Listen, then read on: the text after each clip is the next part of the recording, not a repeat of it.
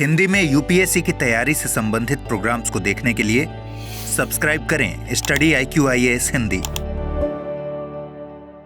नमस्कार, quick news programme में आपका स्वागत है। टॉपिक है कोरोनिविया ज्वाइंट वर्क ऑन एग्रीकल्चर को भारत ने नकारा। भारत ने जलवायु परिवर्तन पर UNFCCC यानी UN framework convention on climate change के तहत कोरोनिविया ज्वाइंट वर्क ऑन एग्रीकल्चर पर कड़ी आपत्ति जताई है। इससे संबंधित चर्चा के दौरान कृषि क्षेत्र से उत्पन्न होने वाली ग्रीन हाउस गैसों के उत्सर्जन को कम करने की मांग की गई थी। कोरोनिविया चर्चा के बाद जो निर्णायक ड्राफ्ट तैयार हुआ है, इसमें उत्सर्जन को कम करने के प्रयासों का कई बार उल्लेख किया गया है। इस ड्राफ्ट के मुताबिक अनुकूलन, सहलाभ और शमन यानी मिटिगेशन के लिए उच्च क्षमता वाले कई दृष्टिकोण भूमि और खाद्य प्रणालियों से संबंधित हैं। इसमें पारिस्थितिकी तंत्र के संरक्षण, उसकी पुनर्स्थापना, वर्तमान कृषि प्रथाओं में सुधार, स्थायी खाद्य प्रणालियों का उपयोग कर भोजन की हानि और अपशिष्ट को कम करने आदि के लिए कहा गया है। साथ ही इसमें कृषि और खाद्य सुरक्षा से संबंधित विषयों के लिए एक व्यापक दृष्टिकोण को बढ़ावा देने की बात भी की गई है। भारत ने कोरोनिविया ज्वाइंट वर्क ऑन एग्रीकल्चर पर कड़ी आपत्ति जताते हुए कहा कि कृषि से होने वाला उत्सर्जन